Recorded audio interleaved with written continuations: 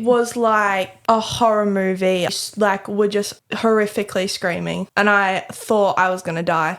Oh my God, like someone's come into my house. I looked over the landing and I couldn't see that far, but I could hear you yelling. Walked to Charlie's room and I remember like collapsing on my way in. And I opened the door and I just looked at him and all I did was this. And he had his gaming headphones on and he took them off and the look on his face, like, sorry. He just knew. Hey everyone, so for my next guest, I'm super excited. I actually put a poll out to all listeners to ask what they would like to hear in the upcoming episodes. And one of the things that came fairly evident that people wanted to hear was from a child's perspective. Of course, I'm a mum of two beautiful children. We actually lost my husband in a fatal accident 15 months ago now. People wanted to know from a child's perspective on handling grief and trauma and what that looks like. My eldest, Evie, is 18 years of age, and I can't believe I've got an 18-year-old, but she is, and she actually asked and put her hand up and said, could I come on the podcast and share my experience with you and the listeners, which I thought was very brave of her. I'm super proud of her regardless. But she has been through, a horrendous ordeal and is still continuing to go through that, but wanted to jump on and actually share with some listeners and her experience. So we hope it helps. Welcome my beautiful girl, Evie-Bella. Hi guys. How are you? I'm good. I'm a bit nervous. I know, you said to me before you're a bit nervous, which really surprises me because one, we're at home in our podcast room, two, you with mama, and three, you actually have your own YouTube channel and social media following, and so it's not unusual to you, and you've also started your own little mini podcast as well. But do you think because of what we're about to dive into, do you think that has a lot to do with it? Yeah, I think any reminder that I have about grief, it puts me in stress mode or like anxiety mode. I don't know what it is. Like I had to eat some crackers downstairs because I was like, I have to do something with myself because I can't You're deal. feeling a bit sick. Yeah. So all the more reason to commend you for actually being brave enough. You are so brave anyway, and I'm biased because you're my girl, but the fact I had no doing in this, it wasn't me who said, can you? I actually begged. You I'm did. not gonna lie. And I kept saying, let's just wait. I haven't shared my story yet on this. And that's another thing for the listeners that, we've got some amazing people jumping on as guests on our podcast. Who have been on already and coming in the upcoming episodes and we're about to meet or yet to meet or all of that.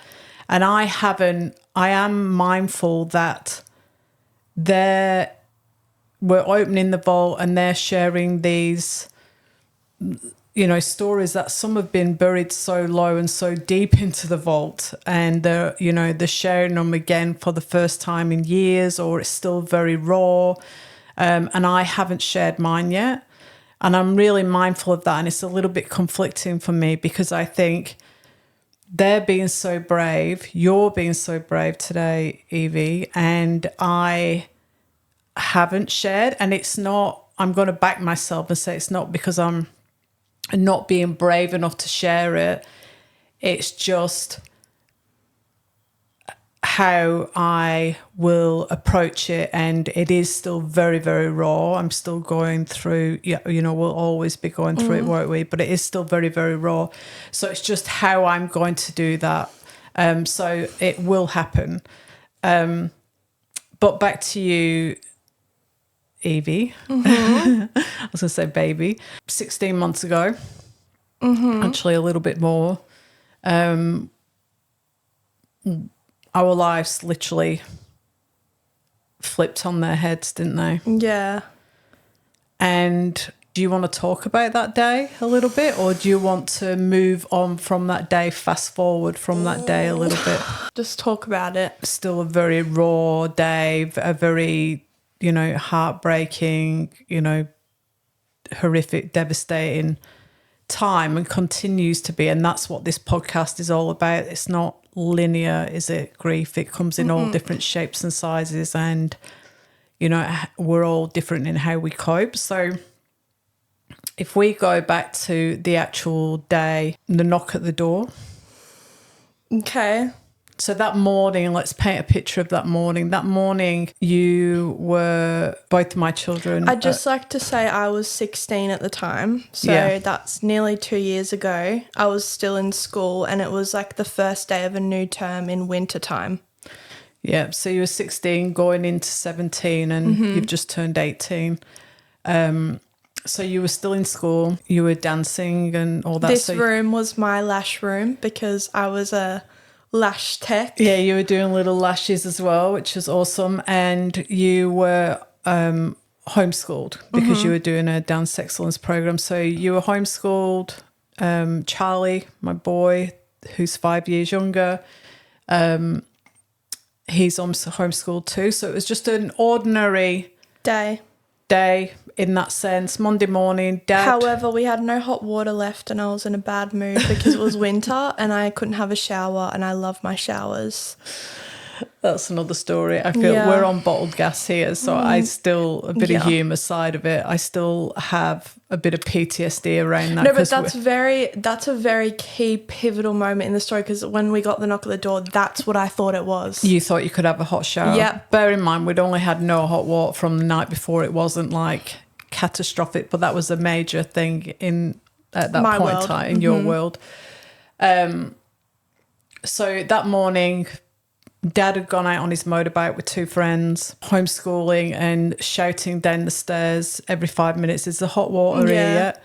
Is the gas here yet? Charlie was doing his homeschooling. It was freezing because it was a winter morning. It was winter morning. For me, a little bit that morning, and we talked about it afterwards, bizarre, but I felt really on edge that morning, and I couldn't put my finger on it. Why? There was no particular reason. Hadn't had much sleep. Charlie, that's another story, but he just had major surgery, and so that wasn't uncommon to be up during the night, and so it wasn't anything different.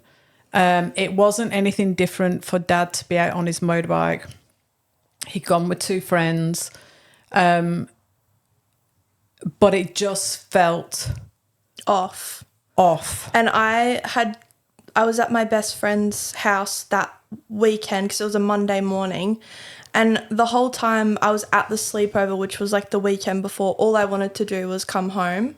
Yeah. And that's like so unusual for me, because her house and like her family and her are just like my comfort support system outside of our family. Yeah. So it was completely if you were somewhere else, because you always like to be home, but the fact that you were there was weird. They're like my family, yes, so that's right. I was like really confused as to why I felt so anxious like all week. Like it was just the weirdest feeling, and then it was such a relief for me to come home. Like I actually remember I didn't come home Sunday until the late afternoon because you were doing stuff like with Charlie or whatever, and I remember I just kept texting you, and I think I was like, can you come pick me up like now, like when are you coming? Yeah, because I just wanted to go home, but I had no explanation. Like nothing made me feel like that. Yeah, there was nothing out of the ordinary. No.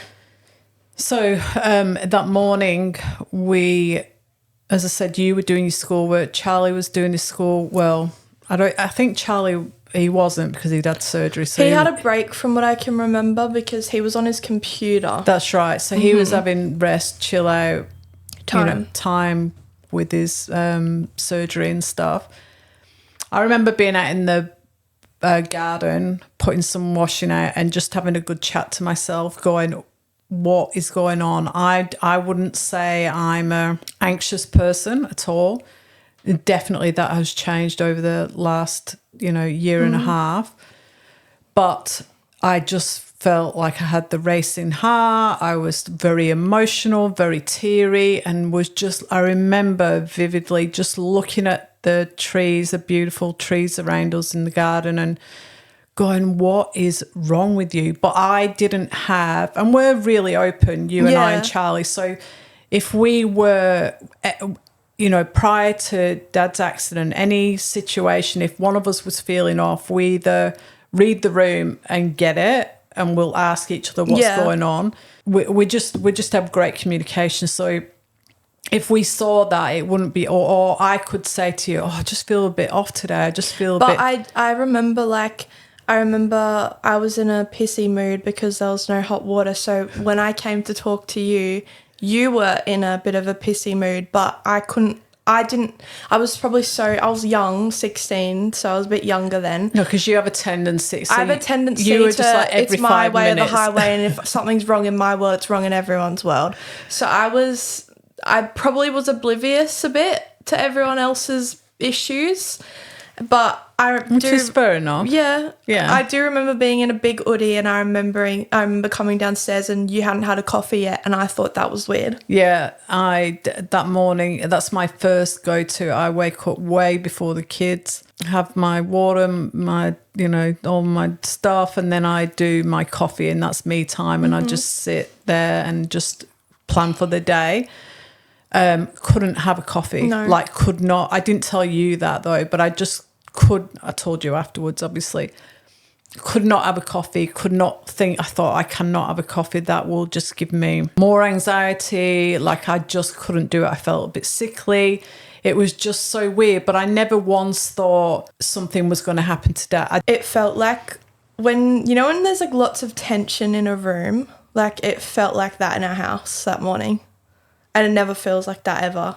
Our house is such a calm space, and everyone was on edge. I mean, I didn't see Charlie. He was on his computer, and I woke up last. Like, I was in a bit of a weird space then anyway. Like, I just felt really lost in life, and I was just going through the typical, like, awkward teenager, like, phase. And I remember, like, I cried that whole weekend, like, after coming home from Lucia's. I was just on edge, anxious, and then the next day waking up and everyone was just tense and, like, anxious. Dad wasn't there. It was just weird. It was just a really weird vibe. Yeah. And so being back outside and just kept going outside and just, you know, talking to myself, just going, what is going on?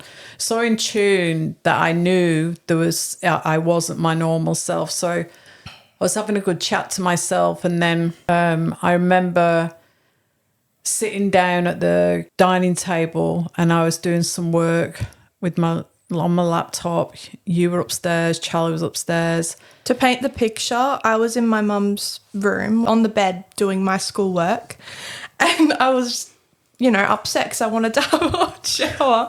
So I was just sitting around basically not starting my schoolwork properly because I was waiting for whatever. It was freezing and I was waiting for a hot shower.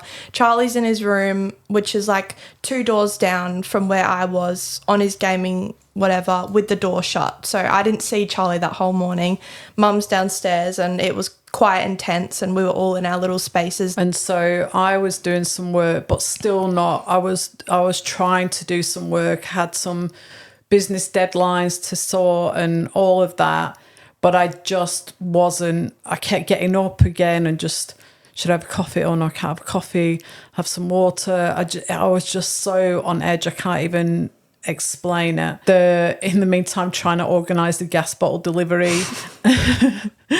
And that had been sorted. And then there was a knock at the door. Mm-hmm. And the only way from where I was sitting, our downstairs is all open plan. I was sitting at the table, and the only way I can explain it was a knock at the door that I knew wasn't someone we knew. I knew it wasn't just your average, you know, courier driver or postie dropping something off. It was just a knock. I'd almost embraced myself ready for it. I heard it from upstairs, you don't hear knocks on our door throughout the whole house. Like, usually you don't hear anything, just Bella barking. But the dog barking, so yeah. I actually heard the knock from upstairs and then thought it was the gas guy, and it was not the gas guy, let me just tell you. I think you might, I don't know if you'd even shouted down or if I've imagined it before I opened the door. Is that the gas or something? I did say you say that? Because our stairs, for reference, like it's open at the top, so you can look down and like shout at each other from the bottom of the stairs up.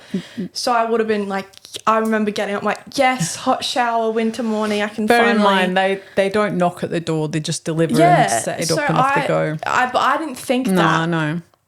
Clearly. Would you? Yeah. If only that's all it was. I know. And so... yeah, I've gone to the door and I get... It's okay. It's okay. I'm... God. Okay, so I went to the door. Our home it's like a new build, but it's up, our driveway is super steep, so we're really quite high raised up. And one thing I am grateful for, sounds weird, small mercies, but is that I didn't actually see the transport down at the bottom. Like, I didn't see the police car. When I opened the door and I saw a male police officer and a female police officer and just the ashen grey look on their faces, I mean, you know, what they have to do in a day like is just awful, and I just felt for them as well. But I opened the door and I saw them, and I remember giving this, when I get really scared or nervous, I have this little smirk I do, like it's like or I laugh. Like you don't, I can't explain it. She doesn't laugh, but you go like, huh. Like, yeah. Like it's like a, yeah, it's like, oh God, brace myself. Yeah. I knew. Firstly, they said, are you Lindsay Taylor? And for a brief second, what came to mind was, and it was literally a brief second, oh God, please be telling me there's been a car stolen in the street or an attempted break-in, which is awful in itself, but, you know, no one's been hurt. There's just a bit of, you know, I don't know, something going on in the neighbourhood. But I knew in my heart of hearts that wasn't the case. A male and a female dressed in uniform coming to your house. It's not looking good. It's never a good thing. So they asked again. I said yes in my little... Yeah. And then they said, are you Lindsay Taylor again? And I said yes. And they said, can we come in? And I just thought, oh my God, it's Glenn, my hubby, my brother or my sister-in-law or my mum and dad. Like it's that, you know, one of them. They just said, can we come in? And I just said, no, you don't need to come in. I think I said something like, not rudely, but I just said, no, that's fine. Okay, it's fine. And they said, no, can we come in and just take a seat? And I said, no, we don't need to do that. And they said, yeah, we really do. Can we come in? And I said, oh my God, what is it? By the way, by this point, I had no idea. I'd gone back into Mum's room. I didn't know, because again, like you said, the gas man doesn't knock at the door. He just does his thing and then leaves. So I was unaware until... she said what you just said. What did you say? No, you don't need to come in. No, you don't need to come in. But she said it like it was like I think I said it like that, but you said no. It was like a horror movie after, because you said that and then you like were just horrifically screaming, and I thought I was gonna die. You thought we actually had someone break. It was an intrusion, didn't you? Oh, my heart is like racing because it takes me back to that. And that's the crazy thing is like, you think that's from that moment in time my mind just went into overdrive. I at that point in time I was very mindful that my babies were upstairs. You were screaming that. And I was saying, yeah, I thought I was talking like I am now. No, you can't come in. No, she was. And they said, I said, my babies are upstairs. They said, it's Glenn. They did say that. And I said, oh God, is he okay? Is he okay? And I think I was yelling that, and I said, my babies are upstairs. But she said it, I kid you not, like 10 times, and it was like a broken record, and the way that she was saying it made me think that she was getting hurt because of the way that her voice was shaking, and she was like screaming her head off, and I thought, oh my God, like someone's come into my house because, you know, the gas man doesn't knock, he just does his thing and leaves. So then I was like, I don't know what to do. I looked over the landing and I couldn't see that far, but I could hear you yelling. And I was like, I genuinely thought that someone was in our house trying to either take money, rob us, whatever, because it sounded like saying like, my kids are upstairs. Like she was just yelling like, no, like stuff like that. So I thought like, I didn't know what I was thinking at the time, but I thought I was going to die, and I've never felt that feeling before. I literally walked to Charlie's room and I remember like collapsing on my way in. Like I was so terrified that I like my knees like buckled out, and I opened the door like, and I just looked at him, and all I did was this, so he doesn't make a sound. So for the listeners, I'm putting my finger to my mouth, like telling him to shh. And he had his gaming headphones on, and they're quite noise cancelling, like Charlie doesn't hear anything ever. And he took them off, and the look on his face, like, sorry. He just knew. It was just like, it was the same like feeling of like intense fear, like that I was going to die. Like that sounds so dramatic, but when you can't see and yeah, of course, all you can hear is that, your senses are just like, oh my God, I'm gonna die. So he took one of his earmuffs off, and he was looking at me, and he was like just shock and fear, and like he was like didn't know what to do, and I was like, I don't know. And I remember he got up off his gaming desk and he was walking over to me, and he collapsed. He was like practically crawling over to me. And I've never seen fear in my life like that. Bear in mind, he's just had major stomach surgery. Yeah. So he's already weak anyway, you know. And so then you're both so in tune with each other emotionally. And so he's feeling what you're feeling without knowing. Yeah. And obviously he's my baby brother, so I'm supposed to protect him. So in that moment, I just felt awful because I was like, we're gonna die and I can't do anything about it. So I remember I'm looking, you always tell me if anyone comes in the house or there's a fire or whatever, you kick the fly screen open that other window, yeah. And in Charlie's gaming room there's a huge window which has space for your whole body to get out and on down safely, essentially as safe as possible. So I was looking at that because his thing was open. I was like, I'm going to have to kick this open, and we're going to have to, or I'm going to go downstairs and try and save you. But I didn't know, you know. So he turns to me and he's like, he has no words. I'm like, I don't know. I'm just telling him to be quiet. And I'm like, okay, I have to go downstairs. And we're both peeking over the thing. Because you were getting worse as time went on. You won't remember. We talk about it, and Mum doesn't remember yelling, but she was like, it was like a horror movie, yelling, screaming. It was awful. Kind of what it felt like. I mean, I knew we were safe in that sense, obviously. And God, if I knew, you know, if you were feeling like that, I felt like I was being very quiet, and so you wouldn't hear.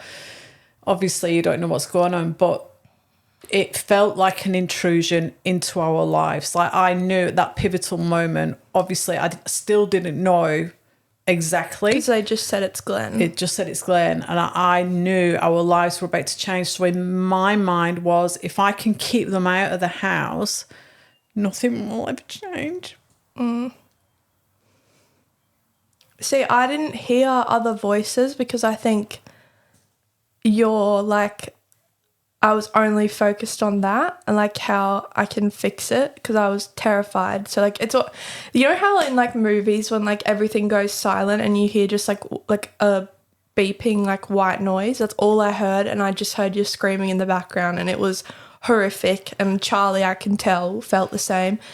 And so we were standing at the top of the stairs, And I was like to him, I whispered, I'm going to have to go downstairs, but I don't want you to follow me. And then he was like, no, I'll do it. Cool. I was like, no, I'm going downstairs and I was getting frustrated because I want to protect my little brother. Meanwhile, this is just seconds. This is not like... This feels like... It felt like a lifetime, yeah. but it was literally milliseconds to make a quick decision. I'm going to die or I go downstairs and just accept it. So I was like, I'm just going to accept it and I'm going to try my best to save my mum because Charlie's 11. He's not going to do anything. He's vulnerable because he's had a, big major surgery. So I'm like, I've got to do it. I've got to go downstairs. It's up to me. So I'm like, I'm going downstairs. I'm whispering, shouting at him. And he's like, no, I'll do it. And he starts walking in front of me. And then we turn the corner to the stairs and we see the male and the female police officer. Relief like no other. Like, I think I was shaking and crying just from that because I thought I was going to die. And seeing police is obviously you're safe. So I was like, thank God, like I'm okay, I'm going to be fine. And I didn't think it was I didn't think anything was happening in that moment. I didn't think death. I didn't think... Because I've never been exposed. I didn't know at the time that that's what happened when someone passed. Like, I was a bit oblivious to... I think also when you get into that, like there's been moments where, say you kids, when you were younger, you've been in the garden and you're on the trampoline and then I hear one of you scream, but it's a fun scream, but then it's another scream. And then in my head, I've already concocted this story with the screams and that's what it is. Oh my God, they've been crushed, or like it's just bizarre how the mind can work. And so for you, no doubt I was like you said, I was screaming and stuff, but then you've got a male and he was very but I didn't hear that. No, but all of a sudden you've got these strange voices in the house. You've got the radios were coming through as well. Pretty chaotic as well. It was all chaotic. Yeah. So it would just seem, obviously it was massive, but so yeah, you actually then were relieved. You and Charlie were like, oh, thank God. Like, because we literally thought we were going to die. And when we turned the corner, the look on the police officers' faces, because I don't think they realised we were home. Well, I said I knew you were going to come down then. Obviously, I didn't know that you poor things were having this crisis of your own. And so I just kept saying, my baby, because they both said, is there anyone here? And I said, my babies are upstairs. And she just grabbed me and said, it's Glenn and he's dead. And I understand why she did, because she had to, I was fighting everything to hear what she was about to say. I kept saying, is he okay? Is he okay? And she just had to tell me because she knew you were both coming downstairs. And I just remember seeing your faces. I just thought, I just remember going, oh God. And then I don't think I wasn't yelling or anything then because I instantly went into mom zone. I think it went quiet. Yeah. Because... you both came downstairs and I looked at you and you're like, is it okay? Are you okay, Mum? Are you okay? And I said, it's Daddy. And you said, Charlie. I remember seeing you were just like stunned and obviously able to grasp it a little bit better than Charlie, but still in absolute complete shock. But I remember it wasn't made clear to me till I got told I had to sit down, because you said it's Daddy, and I said, oh, but he's okay. He's in hospital. Like my mind went, oh, he's just in an accident. Like, he's in hospital, and obviously you're going to be upset about that. So I was like, it's fine, it's chill. I'm chilling. So I sat on, and then they were like, you need to sit down, like all three of you. And so Charlie didn't say a word. I didn't. Well, really... Charlie said, I remember as clear as day. Charlie said to me, "Is it Papa?" Because I said it's Daddy, and he must have thought I said it's Dad. Yeah. And I said, no, it's Daddy. And he said, is he? I remember his face. He said, is he going to be okay? And I said, no, he's died. And he just looked at me, just both of you, just in absolute disbelief. We sat down on the lounge. I sat in between you both, and all of us were just holding each other's hands. Had the police lady on one side, in both of them left and right, sitting in front of us. And it was just like, just the surrealist moment. But I knew I had to just, it's the bizarrest thing, but I just thought from here on in, every decision I make I just thought, Linz, no matter what you're going through right now, no matter how much this is just soul destroying and heartbreaking, first and foremost, you're a mum. Like, you're a mum of these two beauties. And I remember you two asked, Charlie didn't say anything, you asked a couple of questions. Charlie was, when I knew it was really bad because obviously your mum is the person that makes everything better and like fixes everything. Sorry. I'm sorry. We don't say sorry for crying in our house, do we? And I just remember, like, it wasn't, I don't think it actually, like, digested. Like, I can't even remember being told that he died. I think I heard you say it to Charlie, and then that's when I heard it. But I remember I was sitting on the left, we were on our big 3 couch, it's like a big grey couch, whatever. I was sitting on the left, Mum's in the middle, and Charlie was on the right. Girl police officer pulled up a chair and sat next to me, and the man was on the other couch, I think, on the other side. And I remember I looked at you and you just had depleted, like you're just like, I can't fix it. And then I was like, this is it then. Like it just, that upset me the most, because I was like, no, it's not fixable. Because we say, always our motto in our house, our mantra is, there's a solution for everything. We'll get through everything. There's a solution for everything. And you're right. At that moment in time, I thought, shit, I can't actually fix this. I can't fix it. But what I can do, I didn't have this exact conversation in my head, because trust me, it was like my brain was just like cotton wool. It was more, I remember looking at the female police officer. I actually feel bad that I don't remember their names, because they were amazing. They were just, and maybe they'll listen to this, because they were actually amazing. And I remember actually saying to them, are you okay? Because I just thought, you've literally come to our house, you've blown our head, you've blown our house to smithereens, like our whole life. And that sounds so dramatic, but it's true. Yeah. How you now have to leave and go and possibly even tell somebody else the same thing or similar, and then go home and cook dinner for your kids. Like, it's just, it must be so hard for them. And I remember saying to her,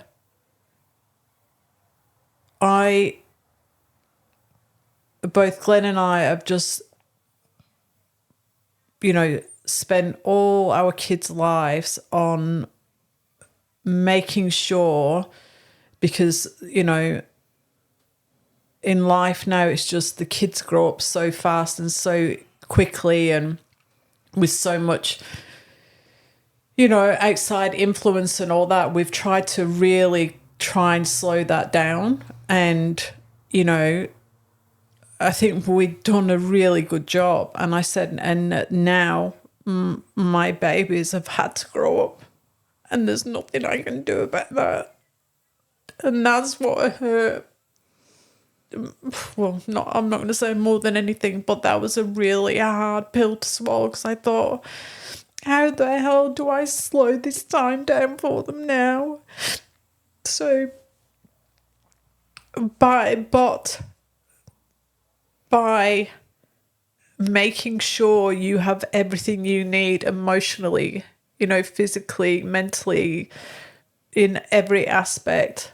And so I think you and Charlie, we sat there for a while, didn't we? I think just in disbelief. They wanted to ask me some questions.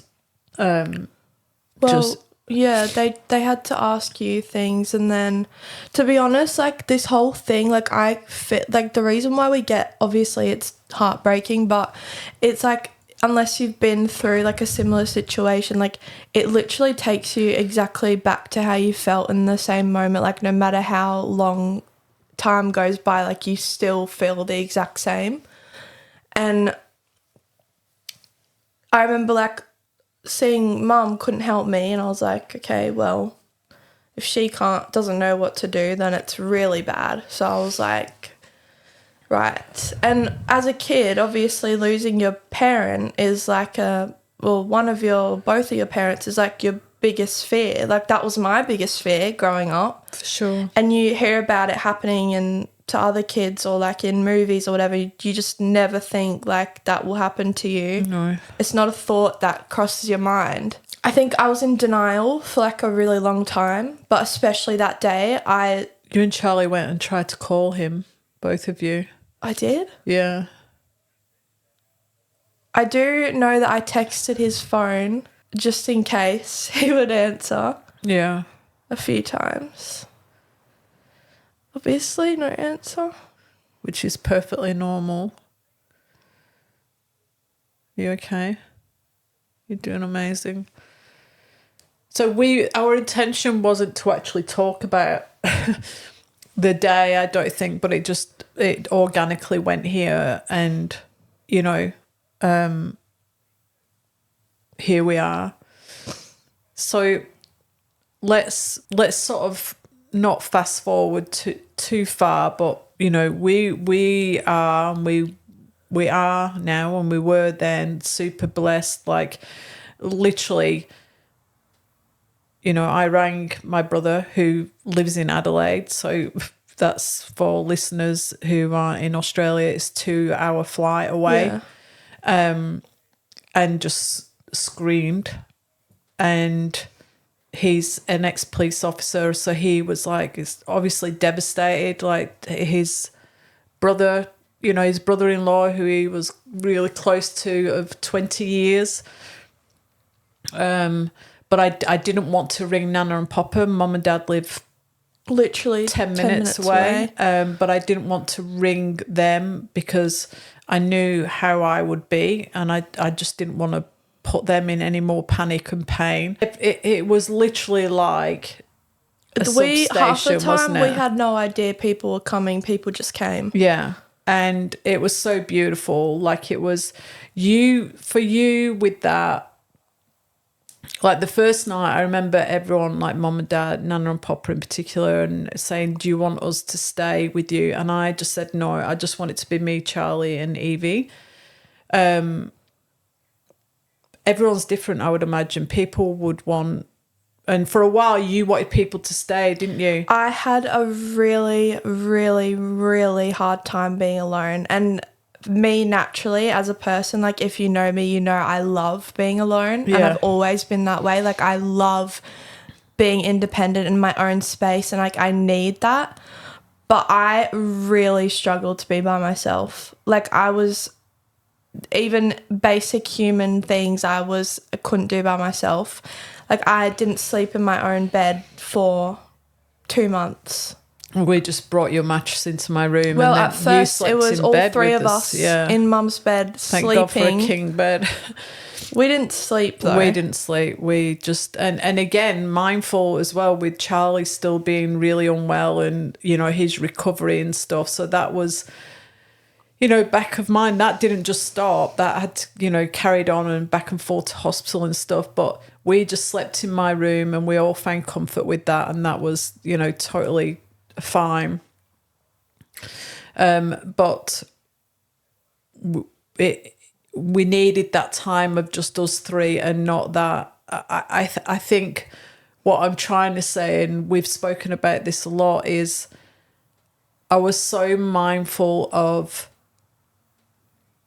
not dancing around this, because I knew that we had to embrace, it sounds crazy, but embrace, and certainly for you to like lean into every emotion that comes with it. Which is the absolute worst, but you have to. You have to, because, you know, which is what you said, sorry for crying before. I said, we don't say sorry for crying in our house. We just don't. I said that because it's like I'm on Everyone's a podcast. listening. You know? Yeah. Hi, how are you? But it's an emotion, and so, you know, same as anger or, you know, whatever came up for us and still comes for us, we talk about it and we lean into it, and we have therapy, and we're still having therapy, and you know, it's a continuous thing. But I didn't want, we're going to carry this for the rest of our lives, and you and Charlie are going to carry this loss, this heaviness for the rest of your life. You're going to be able to have the tools to deal with it better, but unfortunately it's never going to leave us. But I didn't want you dragging this heavy trundle into every aspect of your life. If we could lighten that load in doing the work, therapy, crying if you want to cry, and all these things, I knew that was so important. So I think we just refused to let it be like a solid part of our identity. Because a lot of people with grief, and no one's in the wrong here, like it's, you do what you do with it. It's not A and B, like it's everyone's different. I just really didn't want to look at it in a, like, great, this is just how life is now. It's just awful because my dad's no longer here. Like, I don't want to look at it like that, and I also don't want that to be, like, who I am as a person, because it's like something that's happened to me, but it's not, you know what I mean? Like, there's nothing I can do about it. What happened, and it couldn't have Like, happened any other way. I have no choice. Like, I just have to keep it moving.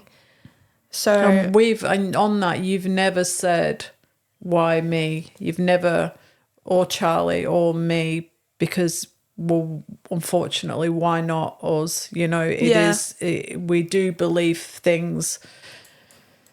For whatever reason, this happened, and like you said, it can't change it. It couldn't have happened any other way, because it didn't. Going back to that first few weeks, obviously people are coming and going. You know, you're dealing with your own grief and everything else. And we decided, obviously, with Dad's celebration of life, we wanted to honour him, didn't we? yeah. We want to honour Daddy, don't we? And we want to do what I didn't want to do a funeral per se. That's for us. Like, we don't follow any strict religion. So it was just, we wanted to do something. If you knew my dad, he was like a very simple man. He doesn't like to be around a lot of people. He doesn't really like crowds. Hates crowds. We always used to joke that at birthdays we'd have to rent a crowd because he's a man of close, you know, same circle. But funeral to me and like my dad just didn't make sense. Obviously I don't want it to make sense, obviously, but like it's just not him, and like he would hate that. Hate it. All that mattered to me at that point in time was you and Charlie. Yeah. Amongst my absolute, you know, head like mash potato mind, thank God, thought I am not taking on anyone's opinion or advice on that, because you can be so easily swayed.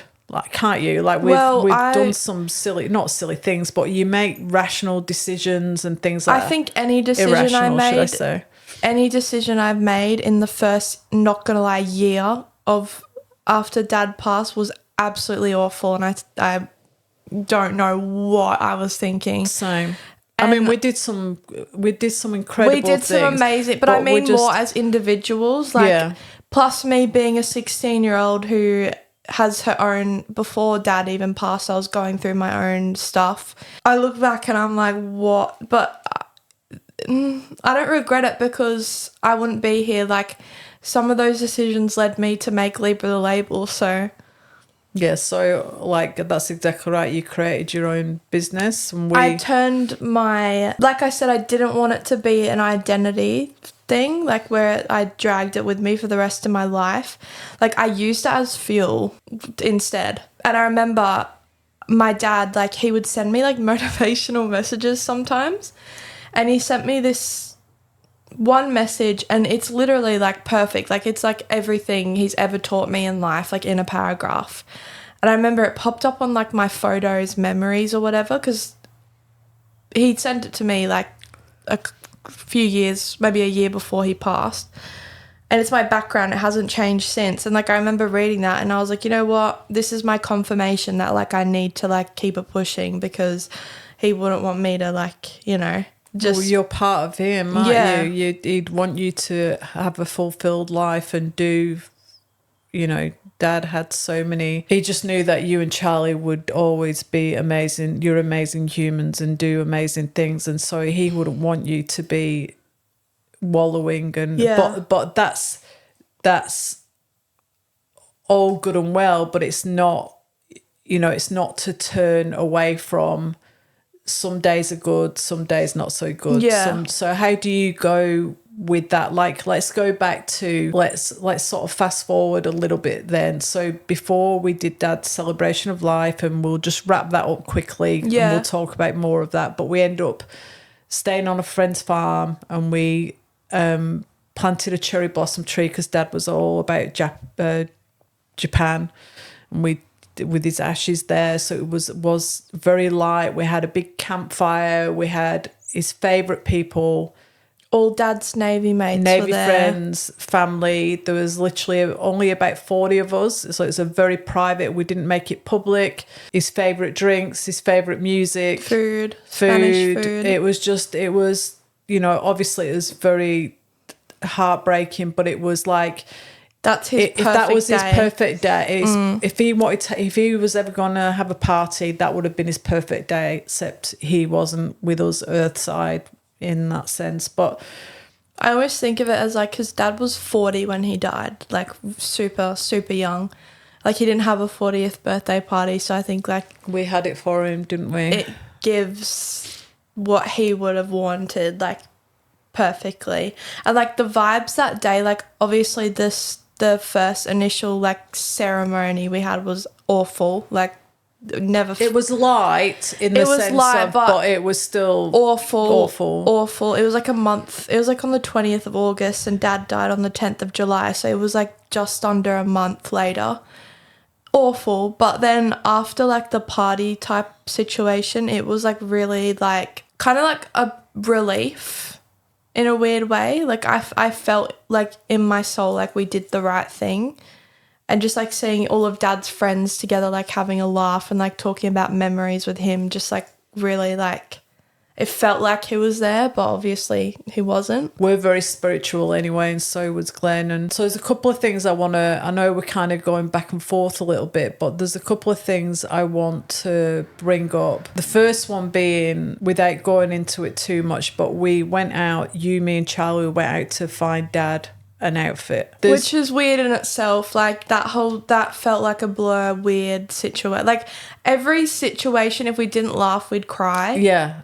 Yeah, like, we did. We had to make a joke out of something. Like, give us something is what I felt. Like, everything was weird. And it was like he was with us, because the little inside jokes we were having would been very much him. And he's so unserious. Yeah, so unserious. Well, he's either extremely he's not serious in the or middle. just like can't be. Correct, yeah. So on that day, we went out and we bought his outfit, and... It was for everyone else, it was an ordinary day. You know, we're talking... We're at the local shopping centre. Yeah, maybe 3 weeks after he passed. Or maybe, about 3 weeks after he passed. And we bought this outfit for him to get cremated in. Yeah. So it was all like want him to feel warm, and so we bought him a tracksuit, and we're just going, this is actually awful. But my point being, and not to go too much that way, but I've always taught my kids to be kind and respectful and manners, and we were at the shopping checkout and the lady was really helpful, and I think at one point you had to go and get a trolley because we didn't have a trolley. And the ladies, I said to the ladies, is it okay if they quickly go? And she said, yeah, that's fine. And she said, oh, who are you buying? You know, is this for a special occasion? And was I not there for that? No, you and Charlie gonna get a trolley. And I just went, yeah, because I thought, I cannot tell you. Not that I want to hide it from you, but I just knew she would just take, she was like a grandma. I just knew she'd just start crying. Take it, You know, and I just thought, I can't do that. And I was just, you know, chatting and said, thanks for your help. And when we went back to the car, I said to you guys, when we just went out there then, did we have a label on our heads? Did we look any different to anyone? You know, we just look like ordinary family of three walking around and shopping. We were numb to the pain, so we weren't upset looking. We were not at that point. There was no tears, and you know, we were just walking around and we all agreed, we look perfectly normal. And I said, so that moving forward, no matter how much pain we're going through, you know, how much pain you and Charlie are going through, I'm going through, to everyone else, we look fine. And so that's not to say there may be another, you know, 10 people in this shopping centre going through, or a lot more, God forbid, but going through similar or heartbreak in their own way. And so it just doesn't give us a license to be an arsehole. Obviously, I've always been raised to be nice and kind to people, and I don't think I could ever not, you know, I really value other people, and like, it's always been my thing to like treat everyone as equals regardless anyway. That's just how you raised us. But that day, like, I really realised, like, you actually never know. Like you said, like, we look like normal people. Like, no one would guess that we're getting an outfit for our dad to be cremated in. Like, you just wouldn't know that. No. So, like, anyone walking around could be going through anything, and like you said, like, it doesn't give me the right to like use that as a more fuel to be an arse. Like, it makes me want to do the complete opposite. And like, there's lots of lessons that I've learned like after Dad passed, and like the whole like growing up I've had to do that came with that, and like the like exposure to death is really scary, like at a young age, especially when it's your parent. It's like the weirdest thing ever. But like, that's one of like the biggest lessons that I've probably learned, is that like, you just never know. Like, it can happen to anyone any day. It doesn't just happen to other people. Like, you could be next. Like, do you know what I mean? Like, you can't. And there's no control, because death is irreversible. Like, you can't, there's nothing after that. Unless you believe that, obviously. But as in, like, physically here on this earth, there's nothing after death. And you just have to accept it. That was, like, one of the biggest things. Like, you just never know. You were so right, darling. So right. And, you know, again, we're very much big on gratitude and being grateful, and no one's allowed to leave the house without saying we love you, and not going to bed on a disagreement or anything like that. We're very big on that. Having said that, at the same time, when you're going through your grief, like, how have you found you being so wise, like both you and Charlie? Like, we've blessed again to have an amazing therapist. And I'd had her previously. It started with just me. After I'd left school, I jumped straight into therapy, just, you know, normal teenager issues that I wanted to sort through. You're just a real overthinker and a perfectionist, and so she just kind of... It's quite tricky for me naturally to regulate my emotions, and it's almost like I needed like a soundboard so that I could hear what I was thinking. Who didn't externally didn't have an emotional attachment to me. Yeah. So I started going to her when I was 13, and then she was there. She's been there since, so she's known me, us forever. But then...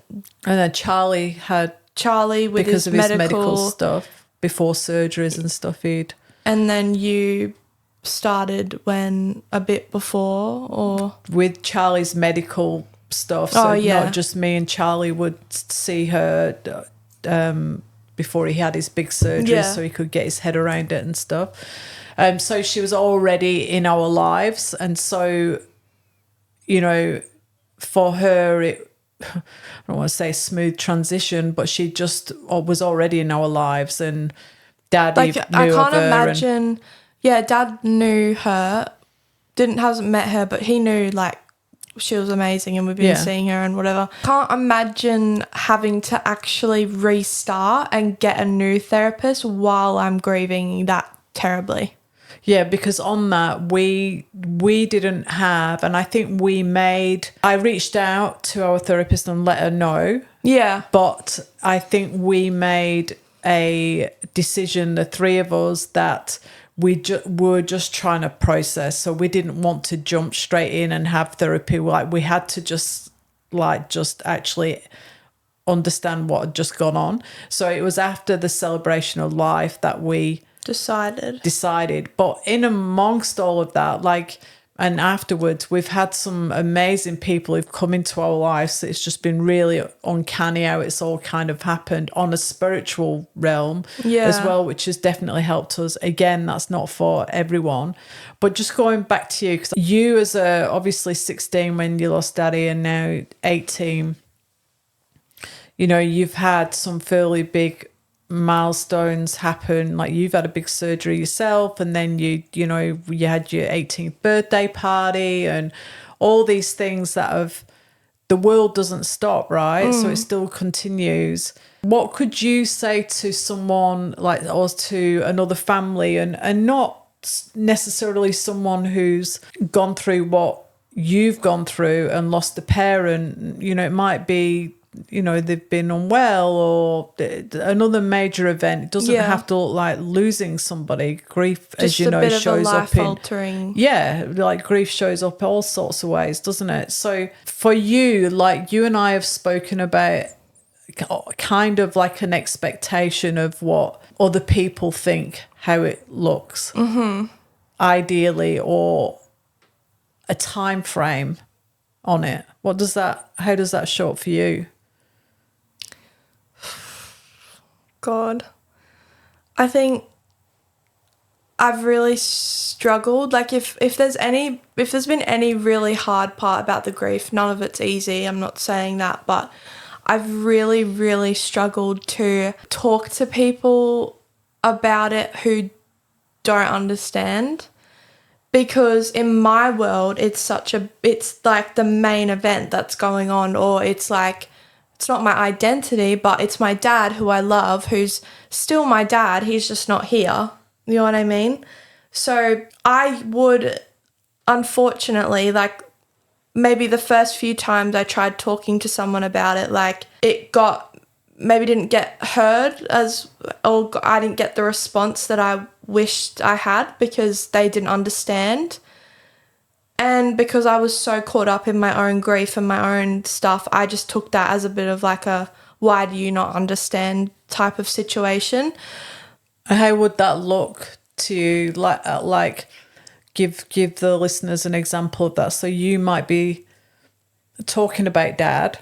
It'll come up in conversation, like with friends. They'll be saying like, oh, my dad did this the other day or whatever. And I'm just like, oh, my dad used to do that. And they're like, oh. And then they'll change the subject. Yeah, and then moving right along. And it's like, it's almost like, and I've been in situations too where I've been with a few friends at a time, and we'll get together, and they almost act as if I don't have a dad. Like, it's implied, because they like go around it, and I'm like, I have a dad. He's just not here. And I just think, like, I completely understand that people don't know what they don't know, and like, you have to have compassion. And that's not just with grief, like, that's in all areas of life. Like, when people might be like, you know, having a bad day and they're mean to someone else, like, why are they having a bad day? It's not always they're just a mean person. Like, there could be something. Projection. Yeah, it could be a projection or whatever. There's always more to the story. But I just think, like, even if you don't understand something, like at least try and educate yourself or put yourself in the shoes of that person a little bit, instead of just giving it, oh, or the I'm sorry is what gets me, or the stay strong is what gets me. I'm like, I hear that a million times a day. Because when people actually say I couldn't imagine, and you know we've got friends, we haven't come across grief for the first time in this sense. Yes, obviously losing dad and all that, but you can actually imagine just for a split second. Yeah. You can actually imagine if you just stop and go, oh my God, if anything happened, or if you can. There's a little part of you that, and if that's all you've got, just a little scraping of that, is then maybe just listen a bit more. And so I've always, like you and I have said, and I spoke about it in a previous episode when I've said, when people ask you, are you okay? Mm-hmm. So how do you feel about that when people have said to you? This is a public service announcement to never ask me that ever again. Ever again. Because I also, unpopular opinion, if you disagree with me, I don't really care though. Are you okay day? No. But is someone going to tell you that they are? Because, like, how many times in your life, if you're listening to this, have you been asked? Let's just say, though, let's do a disclaimer on that, though, the are you okay? Because there is a lot of it's a beautiful fundraising for mental health. I completely understand. I get the vision. Like, I understand. And like, it is helpful. And you should still, I'm not saying don't ask, but there's multiple ways of asking, are you okay, other than just, are you okay? Because are you okay covers, like, what are you covering? Yeah. It's a huge question. So I could be okay that day, and it could be a good grief day where I'm feeling, you know what, I actually feel pretty good today. I'm going to, I've gone for a run or whatever. I feel good. And someone's asked me on a good day, and then I'm like, yeah, I'm okay. But it doesn't mean the pain isn't still there, you know what I mean? And then you could ask me on a bad day. I'm not necessarily going to tell you, no, I'm not okay, because it's easier to just go, yeah, I'm fine. Because, like, sometimes I think people ask you, are you okay, it's like an expectation that you should just say yes because they don't want to deal with what you're going to say. Because in many instances and I'm in a, teenage, more so back, like when I was 16, 17. You're very wise, though. You've always been even before Dad's accident, both of you and Charlie, you've always been wise beyond your years. Well, I think I really struggled growing up, like feeling a bit different to other kids. Like I can't have deep conversations. I've said to you, I've had deeper conversations with you than I have with a lot of adults, which is a blessing. Like you are, the well, as we say, where you can go down and have deep conversations. So for you, it's always come easy. I mean, from when you came out of the womb, I could just about have a deep conversation with you. Like you're just that way inclined. So on top of that, and then dealing with grief that most adults don't ever experience. Well, everyone experiences grief in some shape or form in different ways, but they don't know yet. They can't articulate, or they don't want to talk about it, or they'll say, I have no words. Well, we all have words, even if you just send love or whatever. I have no words also, I think, like, you're just like diminishing that person's whole entire life. I have no words, just like, oh, well, it is what it is, isn't it? You know what I mean? Like, it's just a bit, I don't know, like, find the words then. Like, I don't really, and I'm not, like, I understand, like, as much as I can. Like, I had, like, before I experienced the grief, I'm sure I would have said similar things to other people who were going through it because I didn't know what to say. So I'm not coming from a place of attack. I'm just saying, like,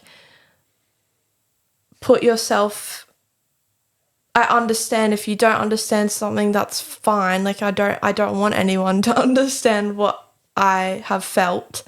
But also, like, it's not that hard to just you know, have a bit of common sense when you say things to people. Yeah, I don't know. And sometimes you've voiced to me that, you know, you don't want answers or advice necessarily from people. You don't want that. I mean, obviously, you're fortunate enough that we have always been open talkers and communicators, so that's been amazing in our family unit. But when you're talking to friends, it's not that if you want to talk about dad, you just want to talk about dad freely and not feel like there's an energy about it. Just talk about dad as if he was here. But even now, I feel like it's just awkward. It's just awkward because... Is that your awkwardness about it? No, or is that... I'm not awkward about it. Like, if I want to talk about my dad, I'm going to talk about my dad because he was a person and he was, you know, a real thing. Like, a big part of my life. He helped bring me here. So I'm going to talk about my dad. But when I do, it's almost like the energy with everyone I talk to, it shifts uncomfortably. And I'm just like, it doesn't need a shift to that. Like, I know he's dead. Like, I know he's dead, but he was here before that. So it's like... But don't you know, and I've said, and we've said, I've always said to you, or if you've said, oh, you know, today such and such thing happened, and then everyone just stopped talking because I brought up about dad, or they changed the subject quick, or I've said to you, is that's on them. And so you go, hang on a minute, I haven't finished yet. I'm talking about dad. Yeah. Because I think we all need to get more savvy on that and understand that, because yes, you're right, that you've just as much entitlement to talk about dad as if he was still here. There's in the physical sense he's not here, but why shouldn't you be able to talk about it? I honestly think people, I've never been in love, so I don't know, but breakups is still grieving. Like, of course, I almost feel like people care more about that and know what to say to a friend who's going through that more than actual death. And that's just like, I've seen it firsthand because obviously being a teenage girl and, you know, all my friends are in their own little... And do you think because it's so final though? Like, you know, you can workshop Death is such an uncomfortable topic to... I'm going to honestly say like 99.9% of the population can't handle it. They just can't handle it. But it's going to happen to you as well. Like, you can't... I feel like it's what you put... It's the thought and emotion you put behind death is what makes it scary. But it is what it is. Like, you just can't avoid death. Everyone dies. Like, and talking about it, it's not a bad thing. Like, it's not... Nothing's going to, like, jump out of the sky and attack you because we're talking about it for 5 minutes. You know what I mean? It's almost like a, you know, with the are you okay? It's like... you know, try not to be that a double standard. So it's like, are you okay? But please reply on my terms. My terms. Because if you say no, I won't be able to handle it. That's what it feels like. Yeah. So it's like, are you okay? But please don't mention put that on me, because I can't deal with that. So I'll just ask if you're okay for that part. Like anything else, but I don't know. I can't deal with that. Or I'll tell you all about my stuff to create noise and everything but that. Yeah, it's funny, isn't it? And it shows, I'll say to you, like I mean, obviously you're experiencing it firsthand, unfortunately, but you are wise beyond your years. And I think a lot of listeners, like coming from all different aspects and different audience, but they could learn a lot from what you have to say because you are such a wise soul. So you know, after we did the celebration of life with dad, actually, I think it was just before, maybe 4 weeks in. So I was a lash tech at the time. I'd stopped because I was meant to have clients come in that day actually because I was homeschooled. So I I'd do homeschool in the mornings, the first 3 hours, and then I'd see my clients. They'd come into this room and I'd do their lashes. And, you know, I was good at it. It was great. What I knew deep down, it wasn't what I wanted to do, but I wanted money, as every teenage girl does. So I was doing it because it was like a little side hustle, and great, I was working for myself. So, but after Dad died, I was initially sleeping in bed with you, and then I brought my mattress in on the floor. And when I couldn't sleep, which I didn't sleep for about solid 3 months, I felt like a zombie. I would stay up all night on my computer and I would just research.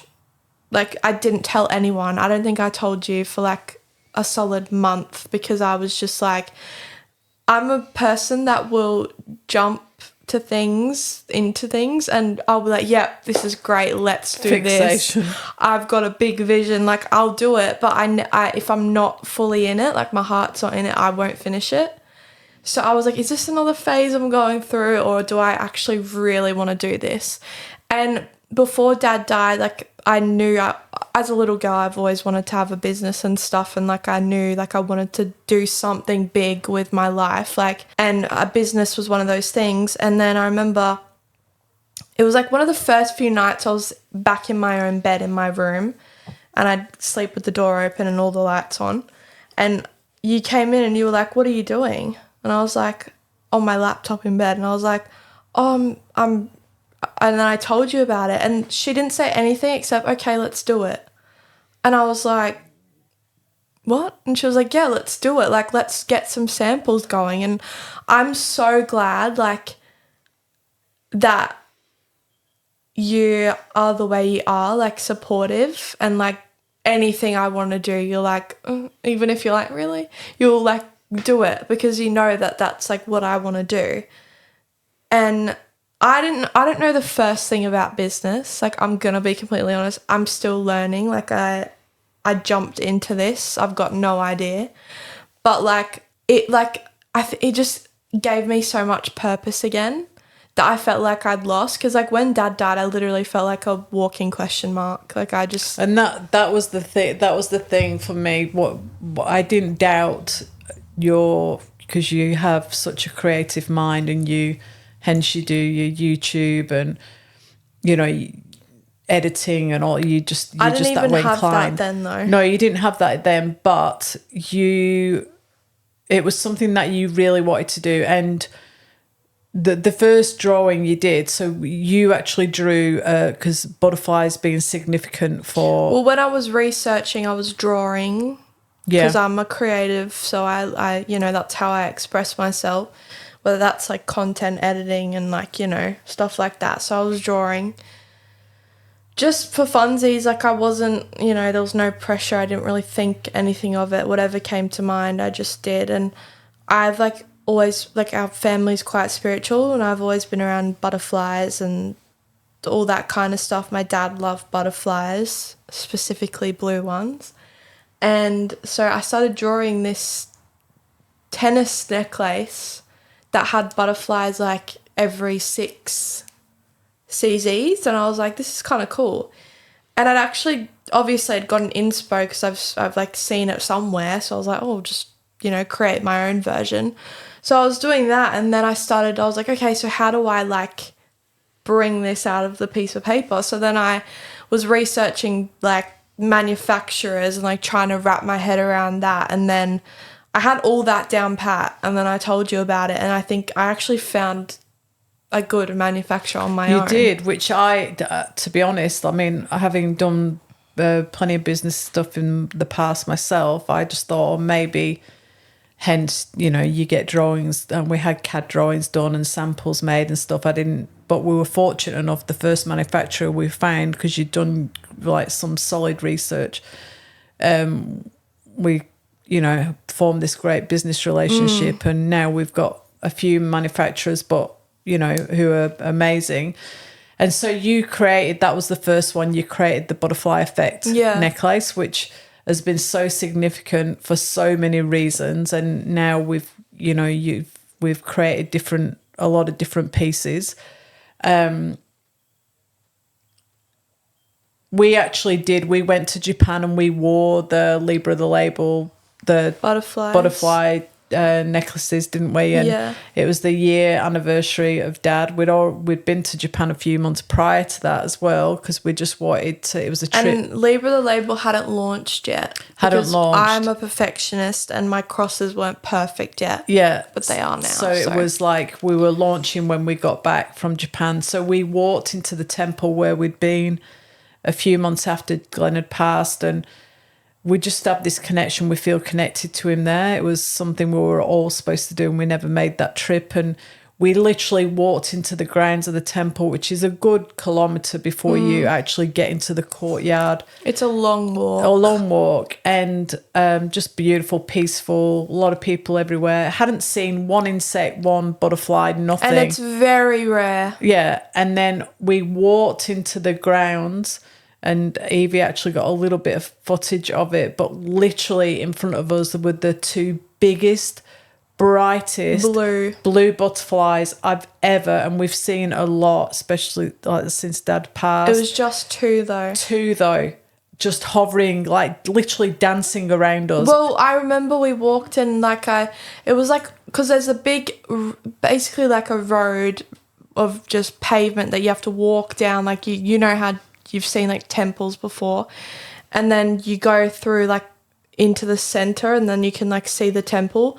It was like they were just like hovering in the sky, and the minute I was like, then they just like went into the trees and started going erratic. It was crazy. I think I squealed. Yeah, didn't you were I? like, oh my God, get that on video. Yeah, I could not believe it. Like it actually, I just started bawling because you couldn't make it up. It was insane. And here we are with these blue, our butterfly effect necklaces on.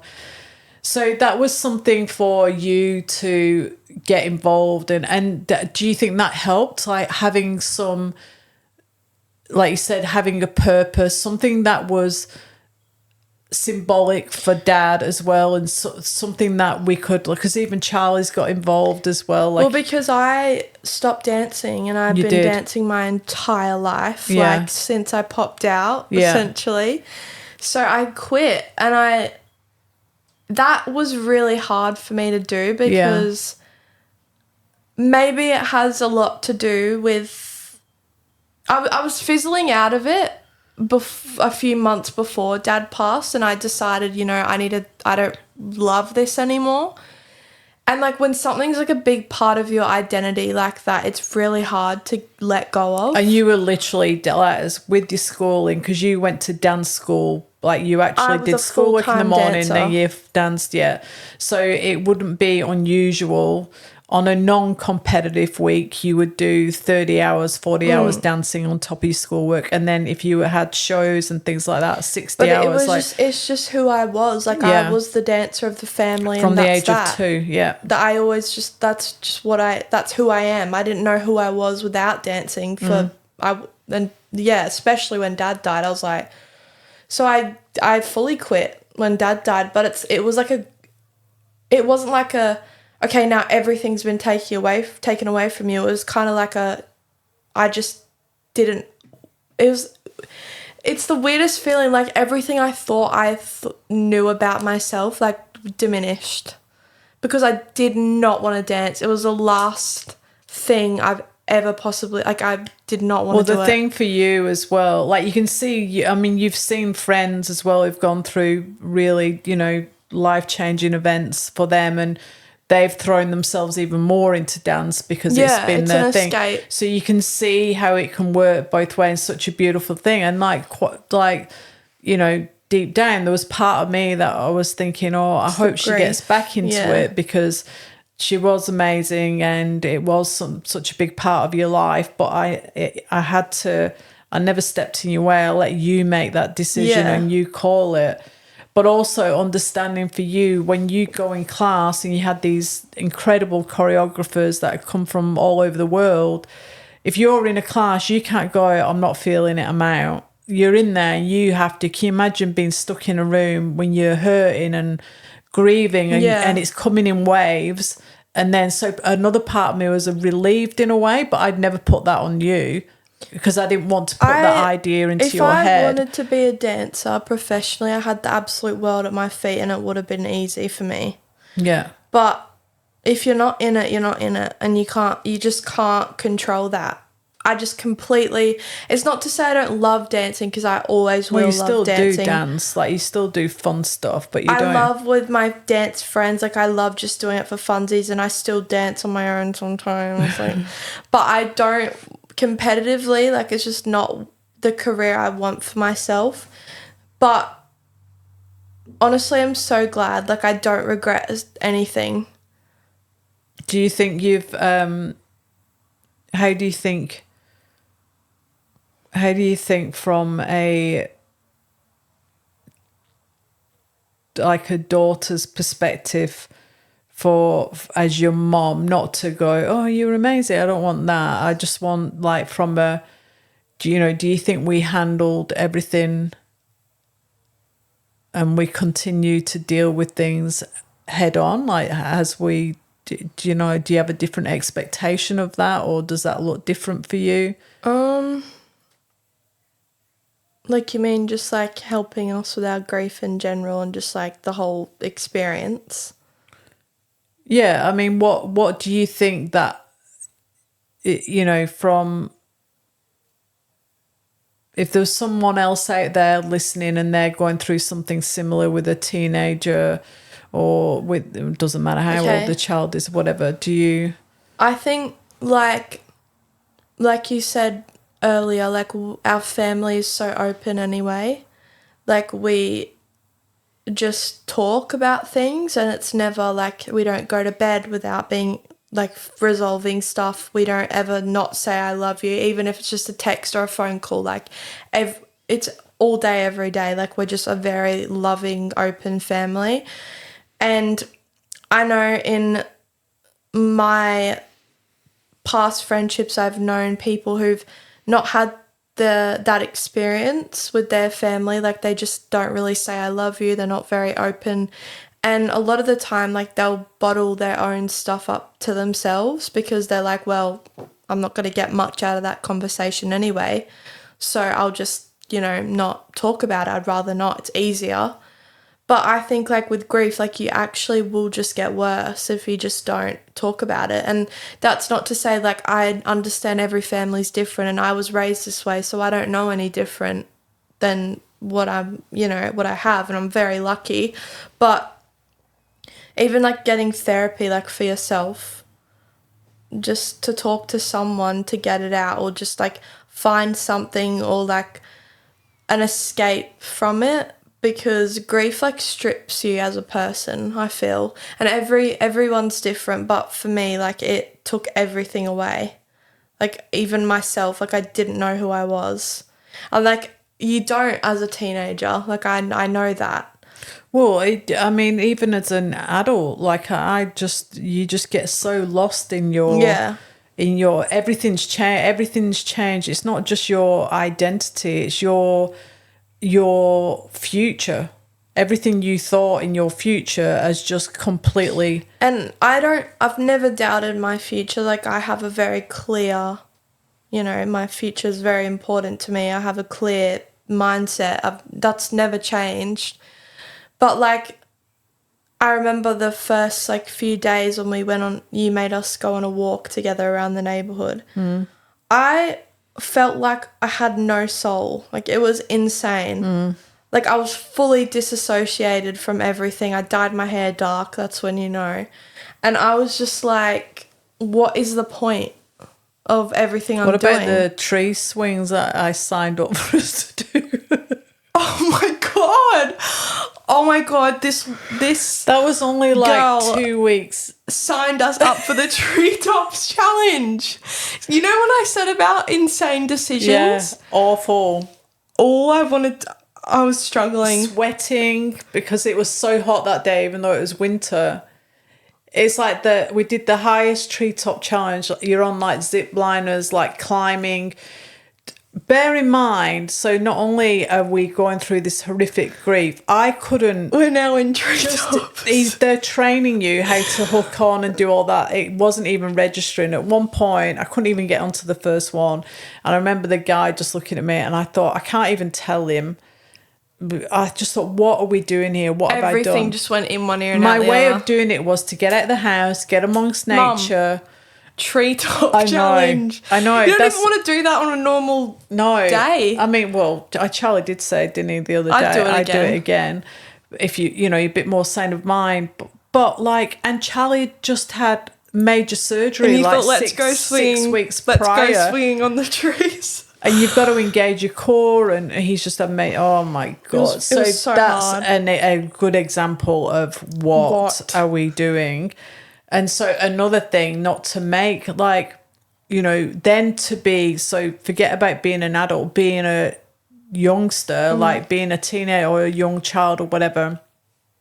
It really is about just surrendering to just being whatever is that day. Well, when you're a teenager, you literally, it's like the foundations of your adult life. Your frontal lobe's not developed and you're like trying to figure out what the hell's going on. Correct. And trying to balance hormones and deal with like boyfriends and girlfriends and friends, and it's just hard. It's hard being a teenager in general because of the emotions that come with it and whatever. But then just having no identity whatsoever because you're like, I've lost dance because I decided I didn't want to do that anymore, but like I have to go with that because I'm not going to force myself to do something I don't love anymore. My dad's died, which is just fantastic because that's like my biggest fear. I literally as well as other things that were going on before he died, but there's just so many things that I just felt like I was literally, in like wells when you just like fall down, there's no ladder. That's what I felt like. And I just I didn't care about anything. I had not a care in the world, like no filter. I was just like... Well, not all the little things, that's what it does do. And, you said that to me many times as well. All those little things that were big things at the time just seem so insignificant. Yeah. And they do now, right? It doesn't change. No, it doesn't change. You just go, I'm not even putting energy to that because it's just not important. But you obviously liking it, like you standing at the ocean, one day a big tidal wave comes in of grief and emotion and just floors you and drags you under. The next day it might be a little ripple. The next hour it might just be smooth and beautiful and you're okay and you feel like, because you'd say to me, and me knowing what you're like, how... Like, to give you an example of Evie's always been, she would literally be at a birthday party, have the bells and whistles, everything going on, and she's shouting across the room, Mom, can I still go to such and such thing tomorrow? I'll be like, are you kidding me? Like, I'm not very great at living in the moment. Not very good at living in the moment. No. On to the next thing. And I'd always say to her, be in the moment, which I'm still, as an adult, grasping myself, but I've always tried to instill that into you and Charlie, and I used to say it to Dad all the time, didn't I? Because you miss out on that because you're not in the moment. And so for you, when we were going, and still going through this, and you don't do it as much now, but certainly in the first 12 months you go, I'm okay now, and I'd be like, go babe. And there's a grey area because I'm not going to go, you can't possibly be okay, you've just lost your dad, it's just not possible. I'm not going to do that, but also I'm not going to go, great, cured, we're done. So I would keep it real and say, this hour you are, and that's brilliant, and maybe the next 3 days you are. Let's just take every day as it comes. Whatever you're feeling, let's lean into it. Naturally, as a person too, like I've only discovered this the past week. I know I'm self-aware that I struggle a lot with certainty. Like I have to be certain in everything in life, otherwise I can't handle it. Like I can't handle it at all. And grief is so uncertain. like you can't control when you're going to feel some type of way or not. And I think I've really struggled with that side of things. And naturally, I'm like a bit of a whirlwind with my emotions anyway. So some days it might not even be, I might be upset about something, but it's not even about that. It's just like it's hit me out of nowhere. And I'm glad you brought that up, because also there's that, because there is just life. And sometimes, yeah, you're right. It's not, I mean, I would know with you, if you stub your toe and you have a huge meltdown, it's not because of the stubbed toe, it's because of something else. Yeah. But that's not to say that something else is about Dad. Yeah. It's just because, you know, you're trying to do something in business, you're getting frustrated, or you just got your period and you're just not feeling it, or whatever it may look like. So it's not always about that either. Yeah. And so I'm really conscious of, you know, saying to you, well, grief is like that, like, because it might not be that. Mm-hmm. So it's just being open to and listening. And sometimes, you know, I definitely don't get it right all the time. I mean, parenting is like that, isn't it? Like you and Charlie are my biggest teachers. But I do say to you, do you want me to just listen, or do you want me to give you advice? Yeah. What do you want me to do? Sometimes you just go, just listen. Do you want me to give you a hug, or do you want me to just sit here, or let's just go for a walk or whatever? So it's just asking those questions, isn't it? Because I know in myself, sometimes I don't want advice. I don't want to fill my head with other stuff. I just want a soundboard, or, you know. So is that how you feel? Like, is that... I mean, everyone's different. Me, I need a soundboard. Even, I find this is really insane. I talk to myself 90% of the time. Same. Or ChatGPT does the trick sometimes. Like, even, like, how I was saying before, like, if your family, you just don't have that close-knit relationship with openness like that, and if you've tried and it just doesn't work, ChatGPT it up, sister. Well, you journal a lot too. And I honestly talk to yourself, because I feel like I will find journal prompts, or I'll think of some, and then I write like it doesn't come from me, like I know it's from, and I'm spiritual, so if you're not, then you're not. But I think it comes from like a higher self, that when I ask myself questions, I get the answer that I needed back. Yeah. Because sometimes, like, external influence is, like, the least thing you need. Well, because also your brain doesn't know how to lie internally to yourself, so you will always get the truth. Whether you like it or not, you're going to get the truth out of yourself. Yeah. So I like to journal, ChatGPT it up sometimes. Like, honestly, it's so good. It's like, yeah, just find a way to, like, connect more to yourself, I'd say, because practice patience and be kind with yourself. It's all good and well saying being kind with everyone else around you, but I also felt an intense feeling of guilt for such a long time that I was never T-warning suicidal, but just like, why do I get to be here? You know what I mean? And like, why am I not the one that had to go, and it's Dad? You know what I mean? Like, it was that feeling, which is obviously an awful feeling to wake up to every single day. Like, you just think like, oh, what's the point? Like, that's what I felt like. Oh, what's the point of life? I don't care anyway. That's what it felt like. And like, when you don't have, but like, that's completely normal. Because what I would do is I would feel those feelings and then feel guilty on top of that, because I was feeling that way, when I know to so many people, like, I matter. You know what I mean? Like, people actually value me and who I am as a person. Like, I'm not only doing myself like a disservice, like you and Charlie and everyone, like, I'm just, you know, I can't explain we're it. not our thoughts though. I think when you go through the thoughts that, I mean, we giggle about it on the daily, don't we? I mean, how many thoughts go through your head, and just random stuff. And, you know, unfortunately, you're like me, where we have 50 tabs open in our brain at all given time. And so it's learning to regulate those and take on board what's real and what's not, and filtering through that. But it's perfectly normal. Like, we are not our thoughts. We all have a million thoughts go through our heads each day. But on top of that, when you're, you know, filled with grief and heartbreak and sadness, that's why they say, like, just be careful of any big decisions you make during that time. I would just, like, listen to your body, because, and this is something I'm learning, like, now. It took me so long. Even now, it's, like, nearly 2 years later, and I'm only figuring, like, I need to just listen to what I want, not what I think I should do. Because I've heard it works for someone else. Like, it's just not going to work like that. No, it's not one size fits all, is it? No. And everyone's situation's different. Like, you might be listening to this and you can relate to, like, maybe your dad passed or whatever, but it's a complete different situation again. Like, you'll never be able to relate to me fully unless you're me, my mum, or my brother.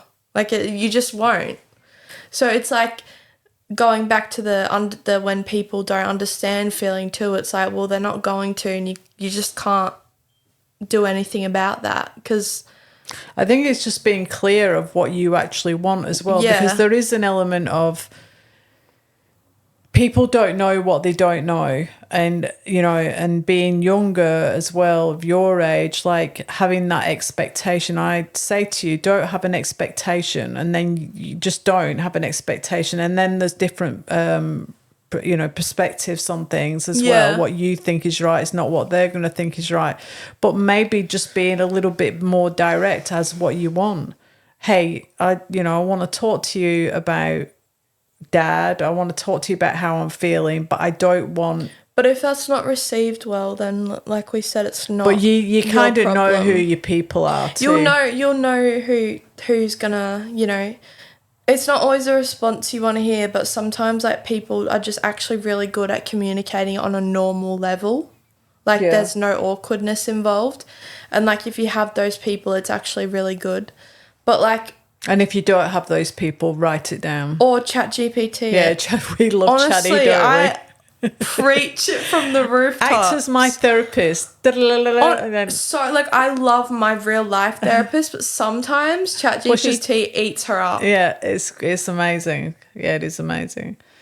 So, on a closing then, firstly, I just want to say I love you and you're amazing, and yeah, I'm proud of you regardless, but, you know, every day you just blow my mind with your resilience and, thanks, sister, you know, everything that you do.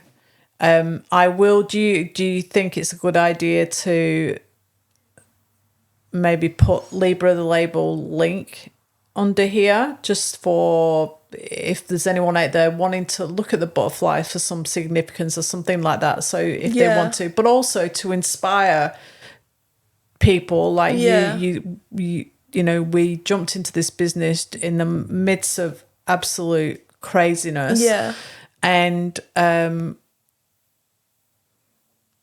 like you said, it gave you purpose, so it might inspire others or other families or whatever. Someone might get a little bit of something out of it, and I was going to suggest as well, what might be a good thing is to put your YouTube. You actually did, because you do weekly. Well, I understand that this demographic is more for, like, mums. I'm not a mum, clearly. Yeah. So, but if there's, like, you did the one I was talking about, the grief one that you did, that I didn't actually watch for quite a while because I just found it too emotional. Yeah, but that's old, and I want to update that. You don't want to put that in? Well, anything on my YouTube is, like, I'm pretty open conversation about things. I just started a podcast of my own on my YouTube channel, which just talks about anything. Like, I'm so open to, like, talk about anything. So it's more for, like, put that deep where thinking people can girlies. find you. If there's anyone who's listening to this episode, and also I actually, like, do question boxes on my Instagram, and I talk about stuff like this all the time. Like, I want to make it more normalized to, like, just talk about grief. It doesn't have to be like my instance, it could be a breakup or a friendship break. Like, everyone has different, even the loss of a job or, like, whatever is grief. Massive. Like, there's no, it doesn't just mean death. It doesn't have to mean that. Yeah.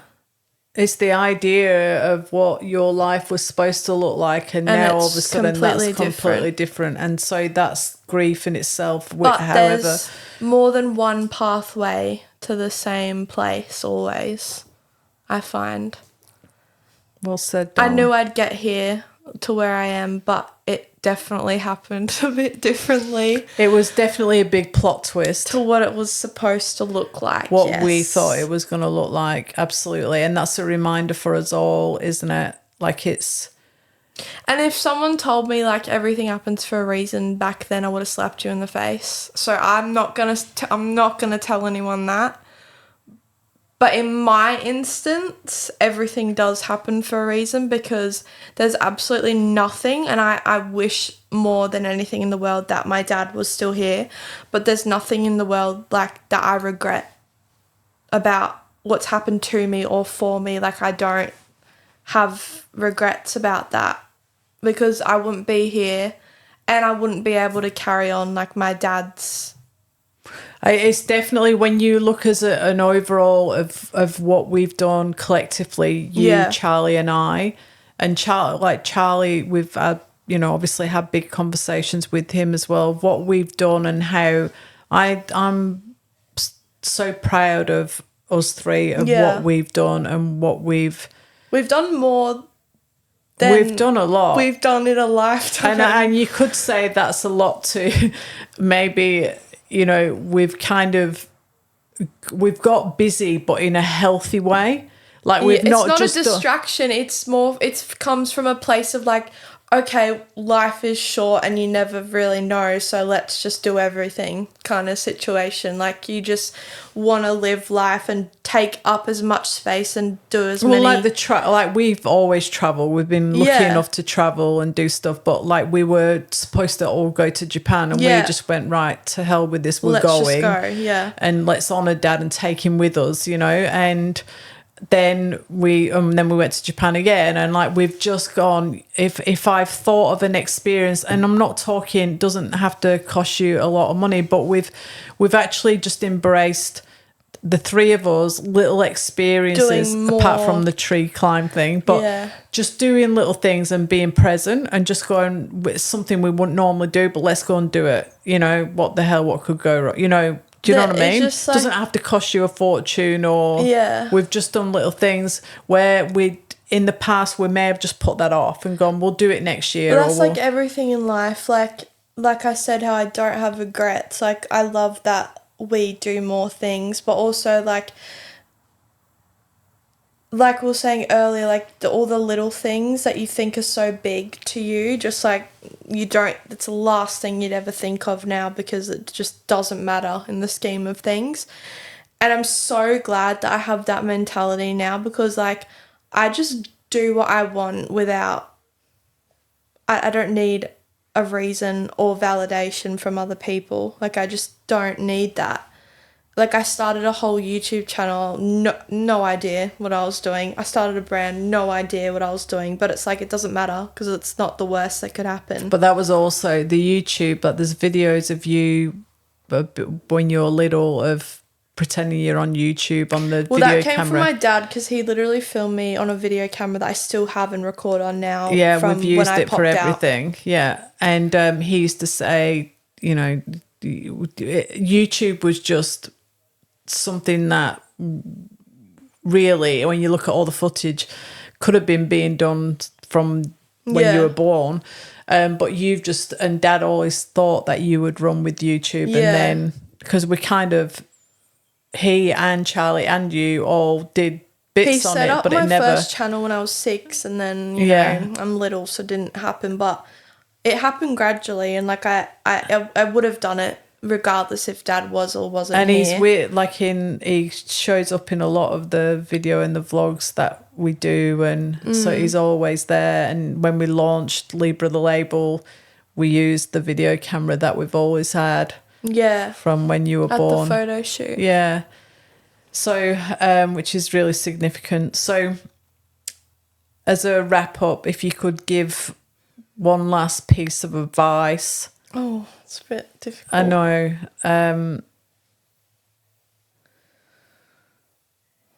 If you could say one thing to someone who was going through something similar to where, you know, what you've been going through, what would that be? Like what stages are we talking? Like early stages? Say, yeah, early stages perhaps. Hold on, I gotta trust my intuition on this one. Oh, I hate that it came up with this. It's not that serious. Like, it's so serious. Like, it's really serious. But as in, like, now that the worst has happened, or, like, the worst to you, like, from your perspective, like, moving forward, like, nothing's that serious. Yeah, so that was serious. What happened to Dad? That was serious, but the rest of your life doesn't have to be. Yeah, and we always say it's a game of life, isn't it? You just gotta... it doesn't... I'm not taking away from anyone's grief. Like, I get it. But I'm saying, like, it's just never that deep moving forward because the worst has already happened. And so, like, you've already hit rock bottom and you actually can't get more lower than that. So you just have to keep doing things to, like, bounce back to the top again. Because... So I think, again, like I said, I didn't want to say everything happens for a reason, but, like, big things happen to people who need it the most because it puts them on the right path, I feel. A lot of people that I've, like, you know, people are going to disagree with this, but from my perspective, like, things need to happen to really shake people up to put them onto the right path or be in the right right rooms with the right people, and just, like, there's always a reason why things happen. There has to be. You might not understand it. You might not understand it, and you're going to hate me for saying that, but, like, it might not be now. It could be years in the future. You'll look back and you'll go, maybe that's why. Or not the exact outcome that happened, but the things surrounding that, you'll be like, oh, that's why it happened. Yeah. I love you. Love you. Thank you. So, that's the end of that episode with my beautiful girl. But if anyone would love to subscribe to my podcast and rate the show on Spotify, the more ratings and reviews and subscribers we get out there, the more episodes we can get out to a wider reach. And Lindsay gets better feedback, so it helps. So that would be amazing, and then we can just get more and more incredible, courageous guests on our show. So thank you, and we appreciate you. Bye.